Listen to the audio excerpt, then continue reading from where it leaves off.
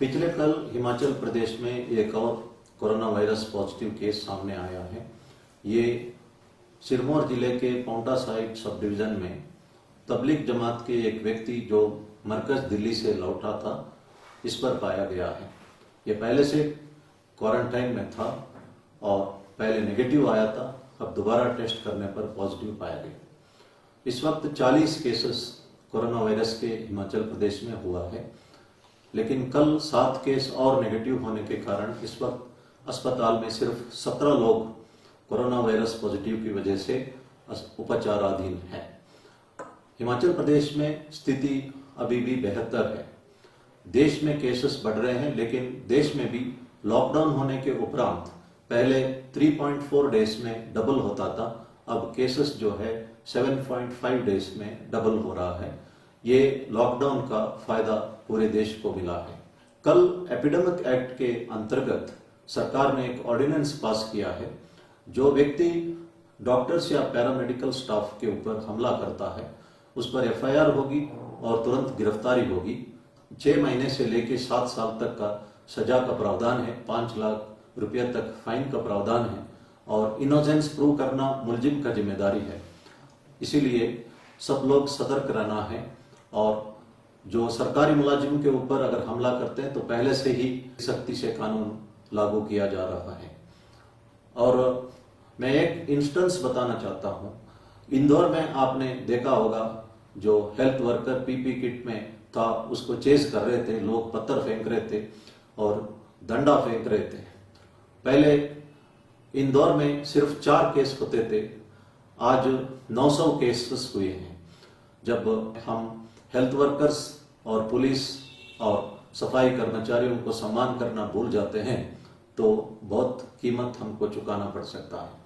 आज शाम 5:30 बजे से 6:30 बजे के बीच में मैं दूरदर्शन के स्टूडियो में रहूंगा और लोगों का सवालों का जवाब दूंगा। और आपके मन में अगर सवाल है तो आप इस समय मेरे से पूछ सकते हैं। मैंने पहले अनुरोध किया था कि जो केमिस्ट के पास जब लोग आते हैं जो खांसी या बुखार का शिकायत पर, उनका नाम और पता और फोन नंबर नोट करना है। साथ में वे 1077 नंबर पर फोन भी कर सकते हैं और इस पे तुरंत उस व्यक्ति को, मरीज को मदद मिल सकता है।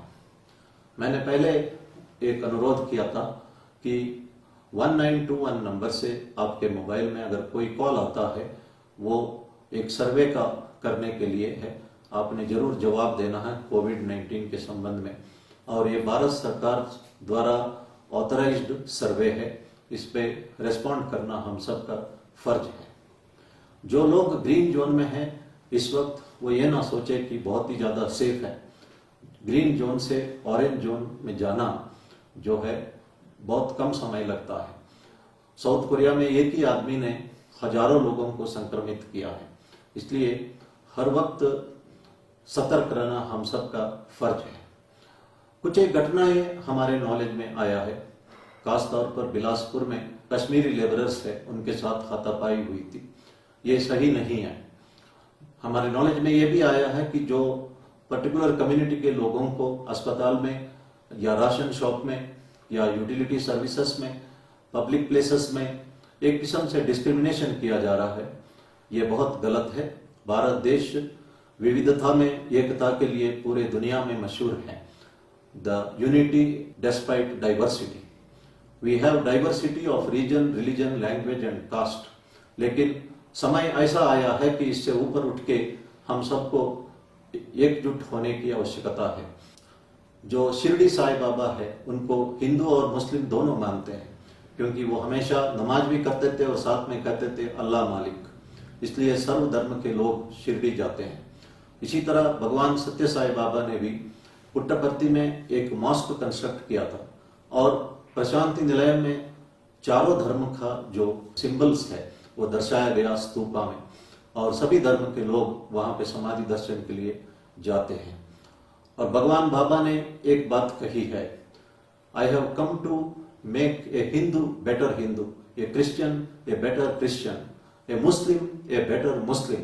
I have not come to found any new religion और सेक्ट। ये बात सच भी है। उन्होंने ये भी कहा था, there is only one caste, caste of humanity, there is only one religion, religion of love, there is only one language, the language of heart. और उन्होंने कहा था कि जिस नजर से हम दुनिया को अगर हम देखते हैं वही दुनिया हमको दिखती है। अगर हम दुनिया को एक प्यार, कंपैशन और पीस के नजर पे देखते हैं तो दुनिया हमें लविंग और पीसफुल लगता है। और हम सबको, मैंने पहले भी कहा था कि जब हम दूसरों को मदद करते हैं उससे हमें अपने आप को मदद मिलता है। इसका मैंने एग्जाम्पल भी दिया था। आज मैं कहने जा रहा हूं कि जब हम दूसरों को विश करते हैं, दूसरों का भला चाहते हैं, उससे हमें अपने आप को फायदा होता है। जब हम किसी को happy birthday, happy new year या हैप्पी होली या इस तरह की बातें कहते हैं, विशेष व्यक्त करते हैं, तो वो विशेष जो है हमारा कोर ऑफ द हार्ट से निकलना चाहिए। उस आदमी को भी फायदा होगा और हमें भी फायदा होगा। हमारे धर्म में एक प्रार्थना है, सर्वे भवन्तु सुखिनः, सर्वे सन्तु निरामया, सर्वे भद्राणि पश्यन्तु, मां कश्चित् दुःख भाग भवेत्। इसका मतलब है, let all people of the universe be happy, let none suffer from disease, and let all people see only auspicious things, and let no one सफर।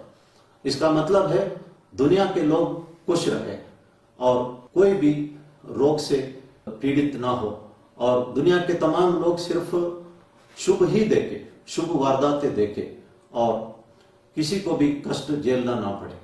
मेरे ख्याल में इस वक्त इससे बेहतर कोई प्रार्थना नहीं हो सकती है। अगर आपको संस्कृत नहीं आता तो आप अंग्रेजी में प्रार्थना कर सकते हैं, और या हिंदी में कर सकते हैं, या अपना किसी भी लैंग्वेज में कर सकते हैं। अगर वो भी नहीं है तो अपना दिल से प्रार्थना कर सकते हैं। इस प्रार्थना का असर आपके ऊपर आएगा। पावर ऑफ पॉजिटिव थिंकिंग, जो नॉर्मन विंसेंट पीले ने लिखा है, इस पे बहुत सारे एग्जाम्पल्स दर्शाए गए हैं। जब हम दूसरों को भला चाहते हैं तो अल्टीमेटली उसको भी भला होगा, हमें भी भला होगा। इसी तरह हमारे जो शत्रु है, जिन्होंने हमें नुकसान पहुंचवाया था, अगर उसको भी हम भला चाहे, 3-4 महीना लगातार कहे, तो ऐसा एक वारदात उन्होंने मेंशन किया, जब लिफ्ट में वो दोनों लोग मिलते हैं और सडनली जो वो शत्रु जो है अपने आप उनसे अपोलोजाइज करता है, माफी मांगता है और कहता है कि मेरे से गलती हुई, मैं आइंदा आपको भला करते जाऊंगा, और किया भी है। और आपस में इनकी कोई बात नहीं हुई थी, सिर्फ मन की भावना ही उन्होंने अंदर ही अंदर व्यक्त किया था। इसका लाइफ में असर पड़ेगा, और जितना ज्यादा हम दूसरों का भला चाहते हैं उतना ही भला जो है हमें और हमारा परिवार को होता है। इसलिए ये प्रेयर को मैं दोबारा दर्शाता हूं, let all people in the world be happy, let no one suffer from disease, let all people see only auspicious things, and let no one suffer. धन्यवाद। जय हिंद।